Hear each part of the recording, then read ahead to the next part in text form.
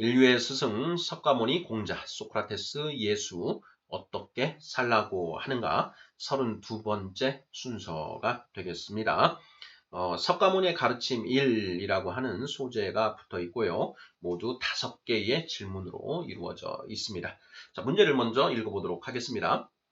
석가모니는 인간이 평생 108가지 번뇌 속에서 살아가는 모습을 발견하였고 어떻게 하면 108번뇌에서 완전히 벗어나 고요하고 평온한 상태를 누릴 수 있는지 연구하였습니다. 1번 번뇌로부터 완전히 벗어난 고요하고 평온한 상태를 무엇이라고 칭하나요? 2번 번뇌로부터 벗어나는 과정을 무엇이라고 하나요? 3번 석가모니는 번뇌의 근본 원인을 찾기 위하여 한 단계 한 단계 파고 들어가는 방법을 사용합니다. 이러한 방법론을 무엇이라고 하나요? 4번 석가모니는 108번뇌를 일으키는 3가지 요소를 발견하여 삼독이라고 명명하였습니다. 인간의 모든 번뇌를 유발하는 3가지 독소는 무엇인가요?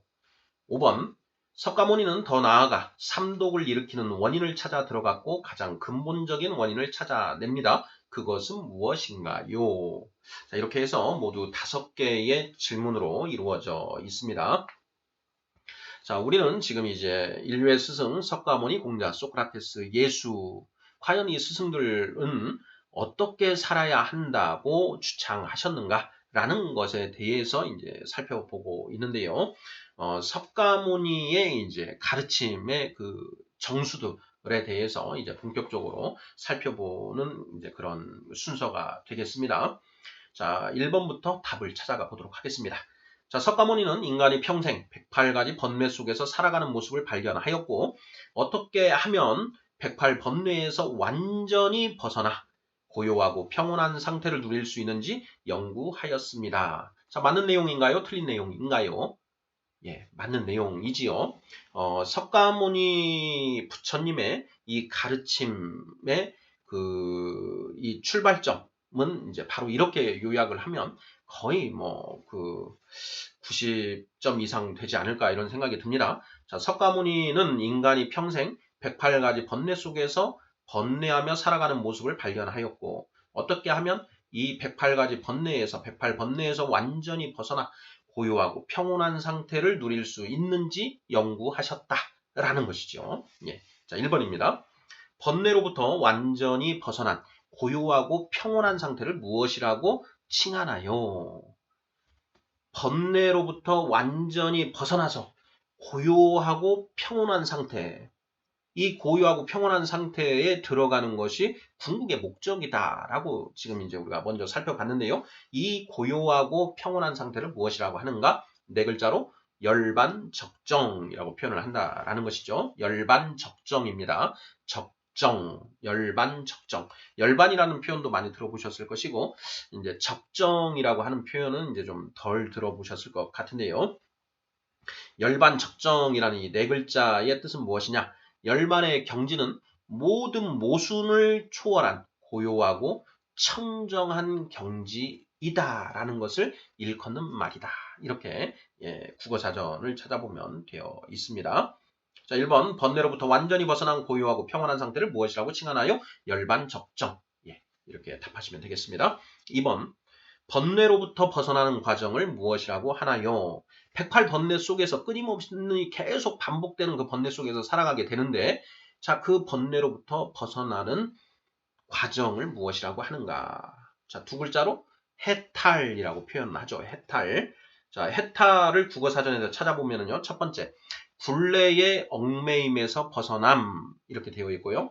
2번째, 속세의 속박이나 번뇌 등에서 벗어나 근심이 없는 편안한 경지에 도달함. 이걸 해탈이라고 표현을 하고 있습니다.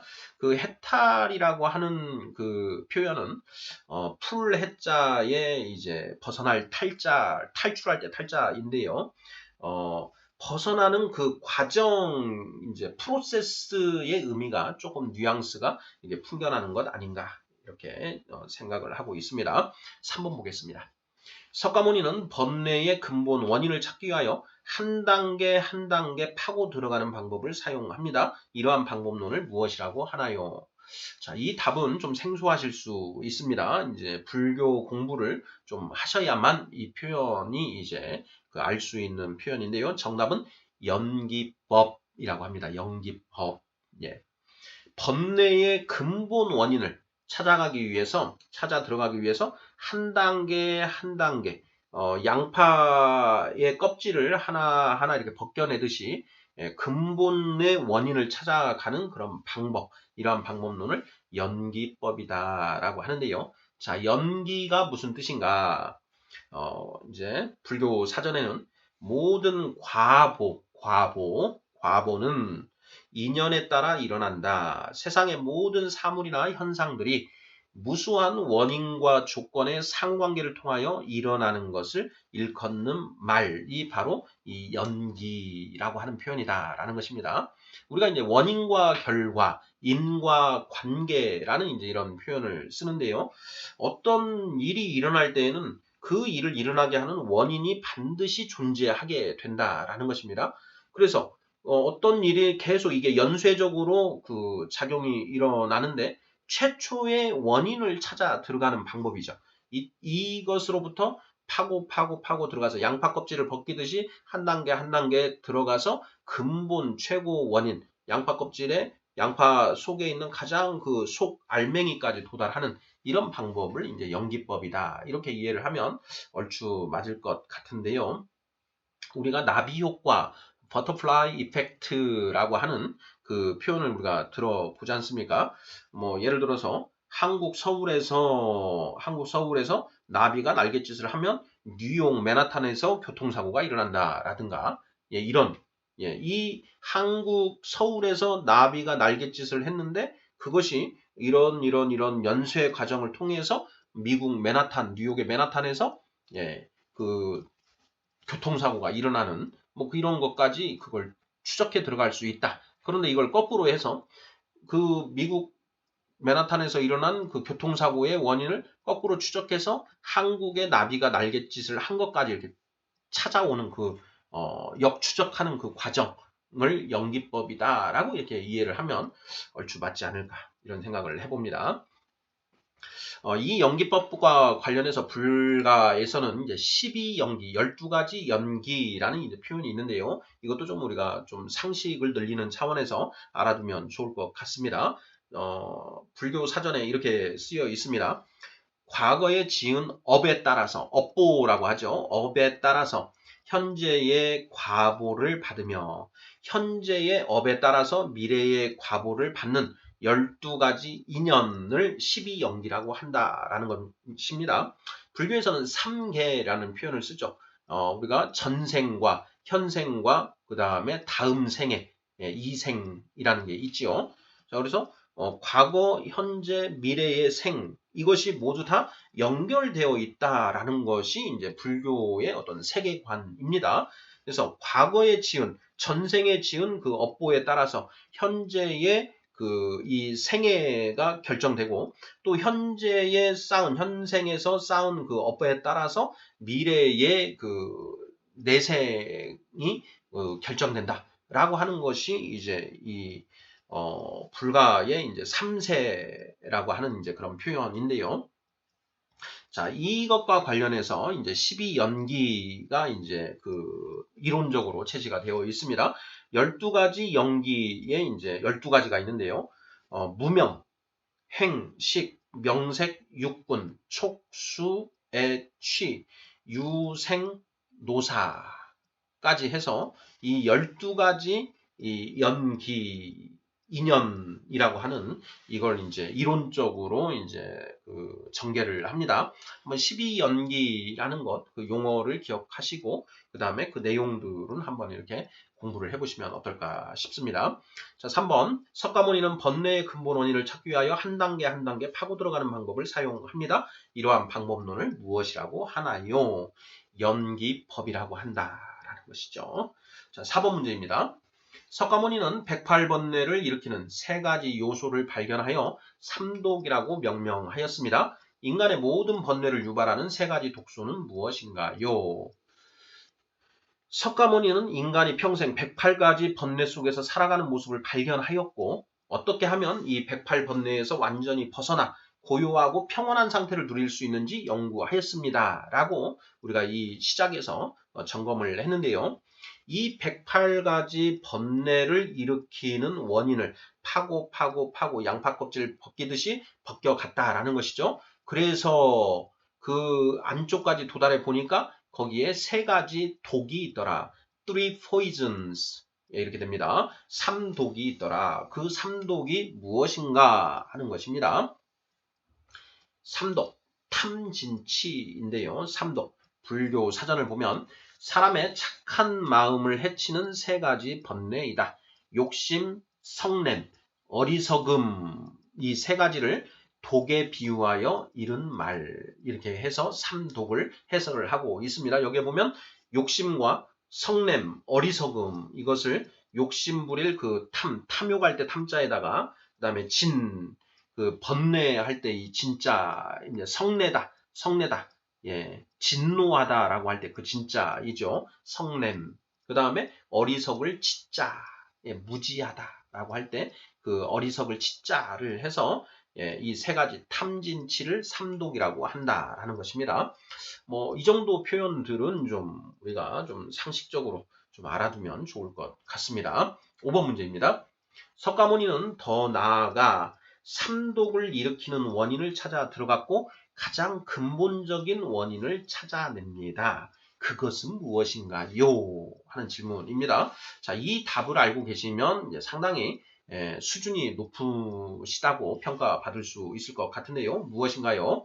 삼독을 일으키는 원인. 석가모니의 이 방법론은 연기법이라고 했습니다. 자, 108번뇌를 일으키는 그 원인들을 계속 양파 껍질 벗기듯이 파고 들어가다 보니 이제 3독이 이렇게 나왔다라는 것이죠. 그런데 이 3독은 그러면 탐진치는 무엇에서 비롯되는 것인가 라는 걸 또 찾아봐야 되지 않겠습니까? 그러니까 더 이상 파고 들어가지 못할 때까지 파고 들어가는 것이 연기법입니다. 그래서 이 탐진치를 일으키는 것이 무엇인가 하고 들어갔더니 바로 아상이 나오더라라는 것입니다. 셀프 이미지, 나라고 하는 그 아상이 이제 아상으로부터 이 탐진치가 나오게 된다라는 것을 이제 발견했다라는 것이죠. 자, 아상을 불교 사전에서 어떻게 정의하고 있는지 읽어보도록 하겠습니다. 사상의 하나이다. 사상, 4가지 그 이미지 중에 하나이다. 입니다. 자, 오온이 화합하여 생긴 몸과 마음에 참다운 자신이 있다고 여기는 잘못된 생각을 이른다. 이렇게 표현하고 있습니다. 자, 이 표현, 이 정의를 딱 듣고 이해를 하실 수 있는 분은 이제 공부를 많이 하신 분이고요. 도대체 무슨 말인지 모르겠다라고 대부분은 이제 생각을 하실 겁니다. 자, 오온이 화합하여, 오온, 한번 말씀드린 적이 있는 것 같은데요. 색, 수, 상, 행, 식을 오온이라고 한다고 했습니다. 이 오온이 화합하여 생긴 이 몸과 마음, 우리 몸과 마음에 참다운 내가 있다, 나가 있다, 라고 여기는 잘못된 생각, 이걸 아상, 셀프 이미지. 그러니까 셀프 이미지가 사실은 잘못되어 있는 것이다. 이렇게 이제 불가에서는 이야기를 합니다. 자, 온, 색, 수, 상, 행, 식. 예. 이것이 화합하여 생긴 이 몸과 마음. 우리 몸과 마음을 다 가지고 있지 않습니까? 이 내 몸뚱아리이고요. 내 몸뚱아리 안에 우리 마음이 있다. 라고 우리가 다 관념을 하고 있지 않습니까? 자, 그런데 그 내 몸과 마음에 참나가 존재한다. 진아. 참진자의 나자. 참다운 나. 그러니까 그 참나라고 이렇게 표현하는데요. 참나가 있다고 여기는 잘못된 생각. 바로 이 아상으로부터 탐진치가 생겨나고 그 탐진치로부터 108번뇌가 일어난다라는 것이 이제 석가모니 부처님이 쭉 분석하신 그 내용입니다. 자, 그러면 아상으로부터 어떻게 탐진치가 생겨나는가라고 하는 것, 이것을 이제 또 분석을 해 봐야죠. 왜냐하면 탐진치라고 하는 그 3가지가 이 아상에서 비롯됐다라는 것입니다. 먼저 아상이라고 하는 것은 나라고 하는 셀프 이미지라고 했으니까, 자, 나를 관념하다 보면 네 것, 내 것을 이제 분별하게 됩니다. 분간하게 되지요. 자, 이것은 네 것이고 이것은 내 것이다. 그래서 우리 누구나 자기 소유라는 그 관념을 가지고 있지 않습니까? 소유 관념. 자, 그러면 네 것, 내 것을 나누다 보면 이건 왜 네 것, 내 것을 나누냐? 너와 나를 구별하기 때문에 온다라는 것이죠. 아상, 내가 나라고 하는 상이 있으면 너라고 하는 존재가 있다라는 것이죠. 아가 있으면 피가 있다라는 것이죠. 피아, 너와 나, 피아를 우리는 구별합니다. 그렇죠. 저하고 우리 시청자분들하고 피아를 구별을 하고 있습니다. 그 피아를 구별하다 보면 네 것, 내 것을 구별하게 되고 네 것, 내 것을 구별하다 보면 어떻게 되나요? 너보다 내가 더 좋은 집에 살고 싶고 더 좋은 차를 타고 싶고 더 멋지고 이쁜 옷을 입고 싶고 더 좋은 음식 먹고 싶은 이 욕심이 생겨난다라는 것입니다. 그래서 이 욕심, 탐욕이라고 하는 것이 어디에서 비롯되느냐? 너와 나를 구별하는 것. 너와 나를 왜 구별하냐? 셀프 이미지, 나라고 하는 이 아상 때문에 너와 나를 구별하게 된다. 그래서 아상에서 욕심, 탐이라고 하는 것이 생겨났다라는 것이죠. 예. 자, 그 다음에 진은 이제 분노라고 했습니다. 분노. 자, 너와 나는 지금 다르다라는 것입니다. 다른데 그 다른 것을 서로 용납하고 인정하고 가면 문제가 없는데 너와 나를 구별하면 너와 나의 생각이 다르지요. 자, 생각이 다른 것을 우리가 인정을 해야 되는데 인정할 수도 있지요. 그런데 특별한 관계에서는 그걸 인정 못하는 경우가 있습니다. 생각이 다르면 안 된다. 부부가 생각이 같아야 같이 살지. 그래서 서로가 자기 생각에 상대방을 맞추기 위해서 끊임없이 설득하고 나아가는 것이죠. 자식도 마찬가지입니다. 자식도 내 생각대로 키우려고 하는 것이죠. 그런데 부인도 남편도 내 생각대로 내 생각을 받아들이지 않고 자식들도 내 생각을 받아들이지 않는다라는 것이죠. 그러다 보면 어떻게 되나요?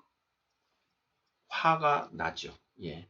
내가 그렇게 수없이 말을 했는데 아직도 여전히 저렇게 행동을 고치지 못하고 생각을 바꿔먹지를 못하고 계속 저렇게 있네? 저것은 나를 무시하는 거 아니야? 우리가 이제 아버지 입장에서요. 자식들한테 너희들 이렇게 해야 된다 하고 이렇게 얘기를 하는데 몇 번 얘기를 해도 안 고친다라는 것이죠. 그러다 보면 어떤 생각이 드나요? 저놈이 이 아버지를 아주 우습게 여기네?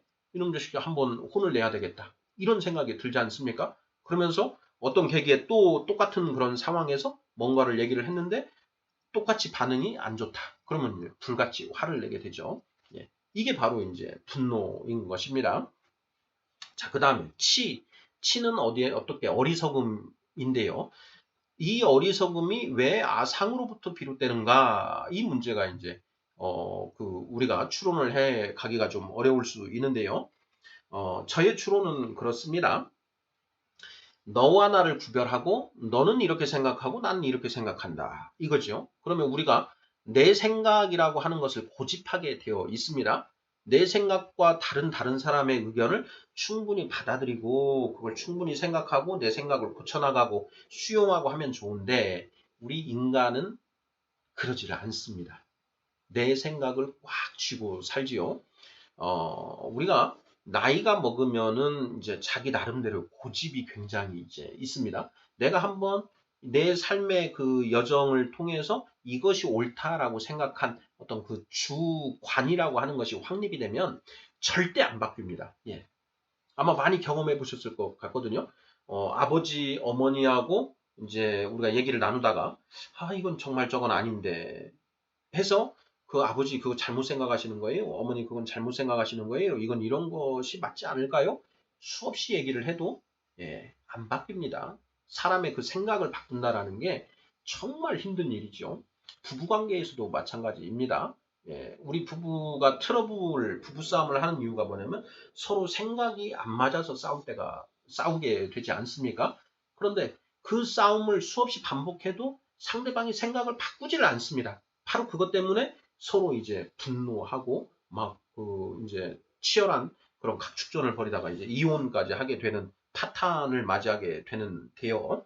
바로 그렇게 다른 사람의 생각을 받아들이지 않는 것이죠. 자, 다른 사람의 생각을 잘 받아들이지 않는 사람은 점점 똑똑해질까요? 점점 어리석어질까요? 어리석어지죠. 예, 자기만의 세계에 갇혀서 우물 안에 개구리가 되어서 넓은 세상을 보지 못하고 자기가 생각하는 그 틀 내에서만 어리석게 살아가게 된다라는 것이죠. 그래서 이 탐진치 삼독이 나라고 하는 이 아상에서 비롯된다. 이렇게 이야기하는 것입니다. 어, 아상을 정의하면서 네 가지 그 사상 중에 하나다라는 이제 그 정의를 말씀을 드렸었는데요. 이 사상이 무엇인가도 우리가 좀 그 상식적으로 좀 읽혀두면 좋을 것 같습니다. 이 사상은 네 가지 이미지인데요. 먼저 첫 번째, 나라고 하는 이미지, 아상이고요. 아상. 그 다음에 이제 인상이 있습니다. 사람 인자에 이 상자, 이미지 상자, 인상은 무엇이냐? 사람은 고귀함으로 축생들과는 다르다라고 하는 이제 생각, 이것을 인상이라고 이렇게 불가해서 정의를 하고 있습니다. 그리고 이제 중생상이다라는 것이 있습니다. 중생상. 자, 중생들이 자기의 몸에 이제 온이 화합되어 이루어진 것이라고 집착하는 일, 자기 몸에 집착하는 그런 중생들이 그런 그 자기 몸에 집착하는 이것을 중생상이다. 이렇게 표현을 하고 있고요. 마지막으로 수자상인데요. 수자상. 중생상에서 한 걸음 더 나아간 경지이나 아직도 능히 깨달음의 지혜를 얻지 못한 상태. 이걸 수자상이다. 이렇게 이야기를 하고 있습니다. 그래서 아상, 인상, 중생상, 수자상 이렇게 해서 네 가지를 내가 사상이라고 하고 그 중에 이제 아상이 가장 그 모든 그 삼독의 근본 원인이다. 그래서 아상에서 인상 그리고 아상과 인상에서 이제 중생상, 수자상 이게 좀 발전하는 그런 개념으로 이렇게 되어 있는 것 같습니다. 이 부분은 이제 조금 더 한번 공부를 해보시면 어떨까 싶습니다. 인류의 스승 석가모니 공자 소크라테스 예수 어떻게 살라고 하는가 32번째 시간인데요. 석가모니의 가르침 1이라고 해서 석가모니가 이야기하는 열반 적정, 해탈, 그리고 영기법, 그리고 삼독, 그리고 아상까지 살펴보았습니다. 감사합니다.